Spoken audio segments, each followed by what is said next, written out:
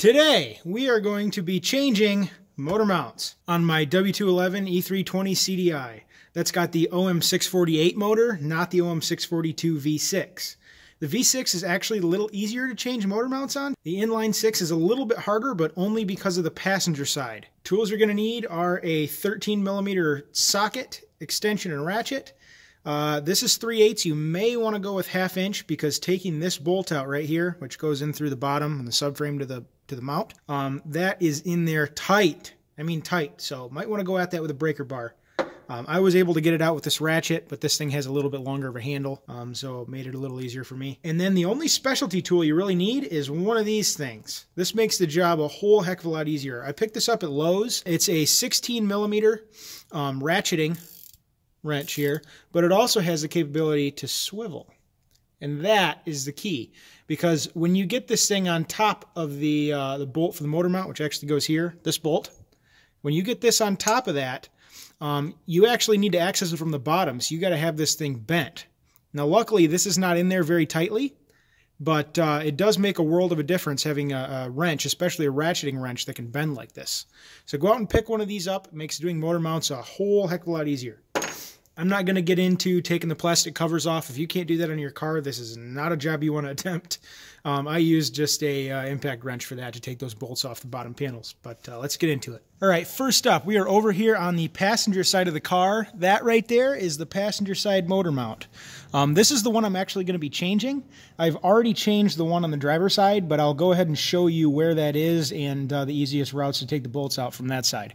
This is the hardest side by far. What makes it the hardest side is getting up here to the top bolt. The easiest way to get to it is on this side. And then right up here is the other bolt you need to get to. There's only 2 bolts you need to remove to get these motor mounts out. One's on the top, like I showed a minute ago. The other one is on the bottom down here. It's a 13mm.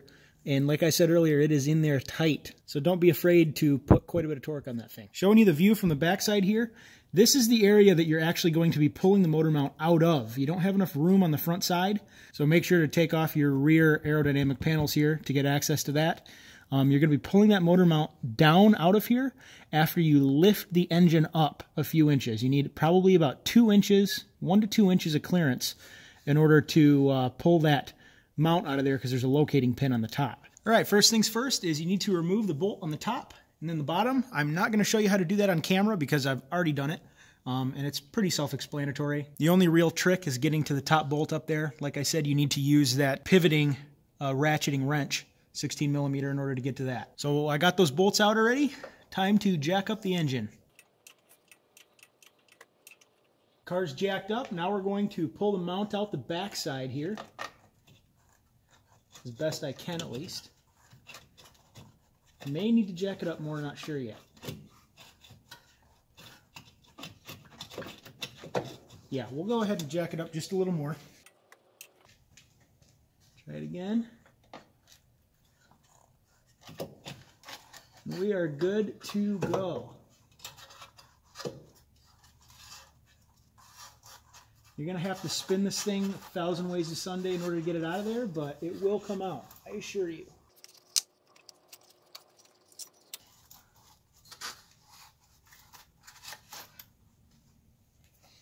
All right, now that I got it out, let's do a little bit of a comparison from old to new.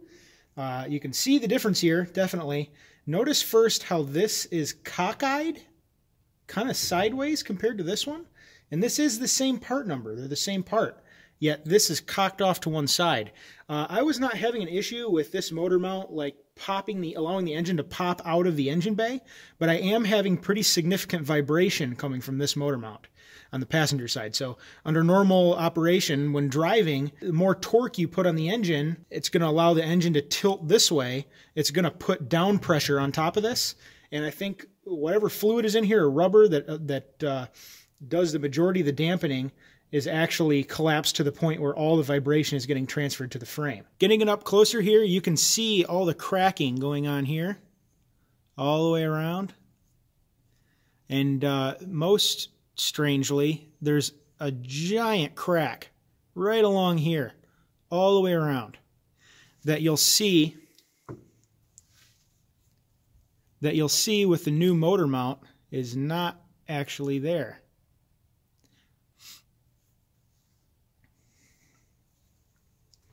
Compare new to old here too. You can see the old motor mount, it's been in there a while.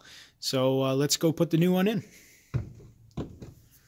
One thing to remember when reinstalling, this locating pin right here, when you put it back up in there, you'll see there's a recess that this is supposed to sit into, and it makes sure that when this motor mount goes back in, it's clocked in the correct direction. Don't forget your silicone heat shield because the exhaust sits right above this.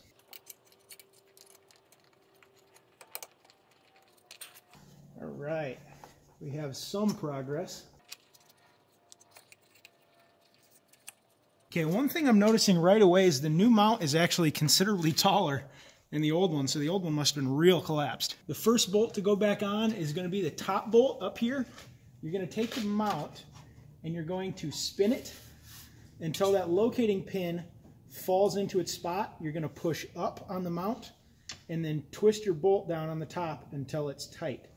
Now that that top bolt's in, we are going to slowly let the engine and the mount down. When you put that top bolt in, make sure it's not completely snug. That'll give you a little bit of wiggle room in there in order to get the bottom bolt in. So what we're going to do is we're going to let down the engine with the mount on it slowly down into its nest in the subframe. But we're going to leave maybe about 1/4 of an inch gap of wiggle room where we can put that bolt in. We're going to let that down here. We're going to stop right about there and see if we can thread this bolt up in there. Bingo. Okay, we now have the top bolt in and the bottom bolt in. I'm going to go ahead and tighten that top bolt a little further now.